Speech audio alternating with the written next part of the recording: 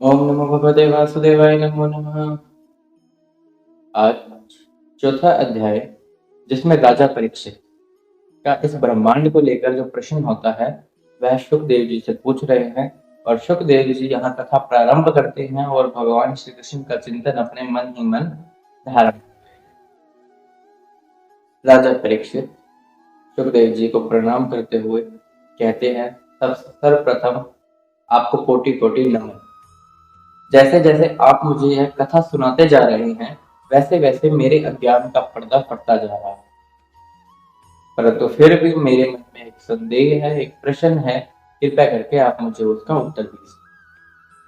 वह प्रश्न पूछते हैं कि जो भगवान विष्णु है, जो श्री कृष्ण भगवान है, वह इस सृष्टि का निर्माण किस प्रकार करते हैं, यह इस ब्रह्मांड की रचना किस प्रकार करते हैं। वह तो अकेले ही हैं और वह इस ब्रह्मांड की रचना खेल ही खेल में कर देते हैं और अपने को ही खिलौना बनाकर खेलने लग जाते हैं और खेल ही खेल में इस ब्रह्मांड को मिटा भी देते हैं।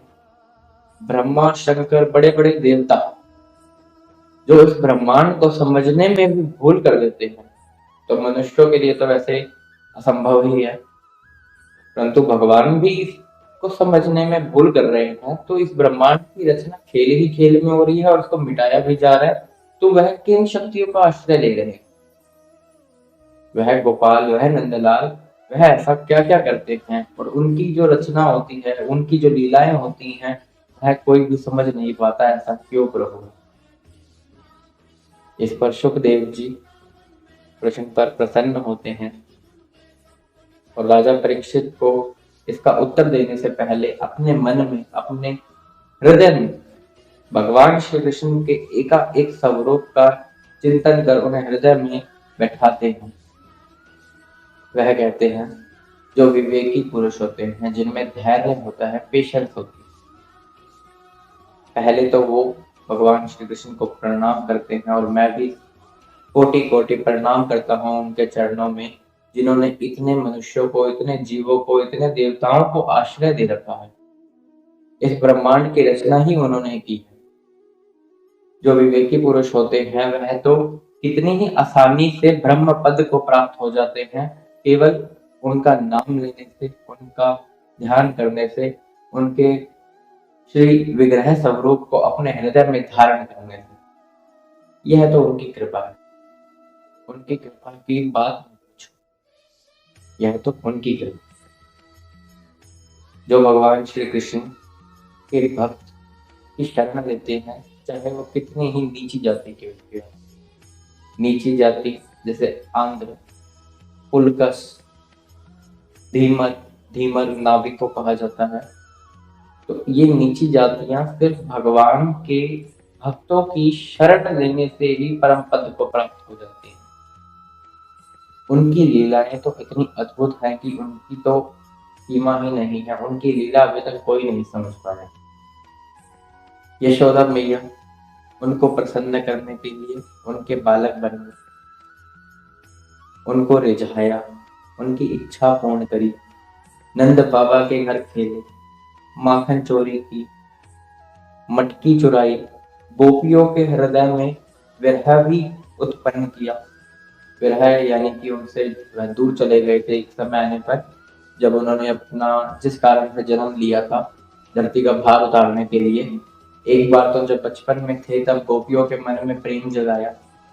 गोपियों की यह चाह थी, वह तो चाहती थी कि श्री कृष्ण हमारे घर आए और मटकी चुराए, वरना उनके घर तो 9 लाख गैया थी। भला उनको क्या जरूरत है किसी का माखन चुराने की। तो गोपियों की ही इच्छा थी कि वह उनसे प्रेम करे, तो उनकी ही इच्छा के अनुसार उनको ही पूर्ण करने के लिए वह चोर भी बन गए, जिससे उन्हें माखन चोर कहने लगे। जिन भगवान श्री कृष्ण ने गोपियों के मन में प्रेम उत्पन्न किया, जिन भगवान श्री कृष्ण ने कंस का वध किया, माता देवकी और वासुदेव उनको आजाद करवाया, वह भगवान श्री कृष्ण को मेरा कोटि कोटि नमन है और वह मेरे हृदय में आकर बस जाए। जिन भगवान श्री कृष्ण ने रामा अवतार धारण किया, जिन्होंने अत्यंत लोगों पर कृपा की, अधमों पर कृपा की, पतितों पर कृपा की और पतित पावन बने, वह श्री कृष्ण को मेरा कोटि कोटि नमन है। वह मेरे हृदय में आकर बसे।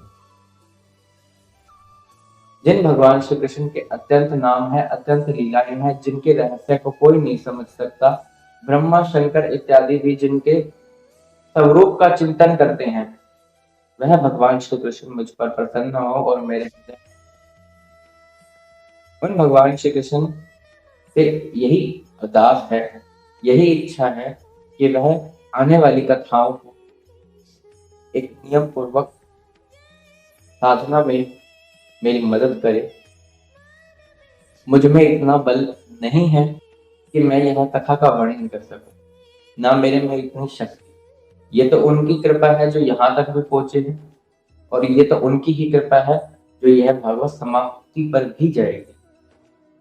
वह श्री कृष्ण जो 16 कला संपूर्ण है, जिसमें 5 ज्ञानेंद्रियां, 5 कर्मेंद्रियां और 5 प्राण और 1 मन, यह 16 कला संपूर्ण भगवान श्री कृष्ण को मेरा कोटि कोटि नमन है।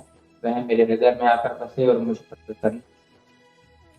ऐसे ही सुखदेव जी अपने मन में, अपने हृदय में भगवान श्री कृष्ण को धारण करते हैं और कहते हैं कि नारद जी ने ब्रह्मा जी से प्रश्न पूछा था, और ब्रह्मा जी को स्वयं नारायण ने इसका उत्तर दिया था। वही उत्तर मैं तुम्हें बतलाऊंगा।